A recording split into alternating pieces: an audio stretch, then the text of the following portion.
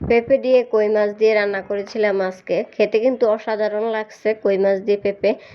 আসসালামু আলাইকুম, কেমন আছেন সবাই? আশা করি যে যেখান থেকে দেখছেন সবাই অনেক ভালো আছেন। এই তো আজকে পেঁপে দিয়ে কই মাছ দিয়ে রান্না করব, তো সব রেডি করে নিছি। এখানে পেঁপে আলু কেটে নিছি, এখানে মাছ ধুয়ে নিছি, মাছগুলো এখন ভাজি করব। আর এখান দিয়ে আমি তরকারিটা বসাবো। এখানে পেঁয়াজ একটু লাল হয়ে গেছে, তো এর সাথে আমি মশলাগুলো দিয়ে দিব। তো একটু হচ্ছে জিরা বাটা দিয়েছি, একটু রসুন বাটা দিব, আর হলুদ গুঁড়ো মরিচ গুঁড়ো তো দিতে হবে। আর পেঁপের সাথে কিন্তু একটু জিরা বাটা দিলে ভাল লাগে খেতে।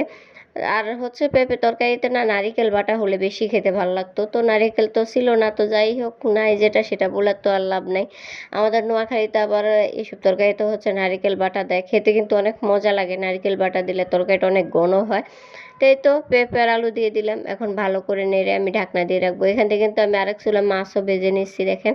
তো এই যে এটা বলক আসছে, এখন আমি হচ্ছে মাছগুলো দিয়ে দিব। অর্ধেক হচ্ছে সিদ্ধ হয়ে আসছে, আর বাকিটা মাছ দিলে সিদ্ধ হয়ে যাবে। ঢাকনা দিয়ে রেখে দিব মাছ দিয়ে আমি। তো আমার ভিডিও যদি ভালো লেগে থাকে অবশ্যই ফেসবুক পেজটা ফলো করবেন, আর ইউটিউব থেকে যারা দেখবেন তারা ইউটিউব চ্যানেলটা সাবস্ক্রাইব করে দিবেন।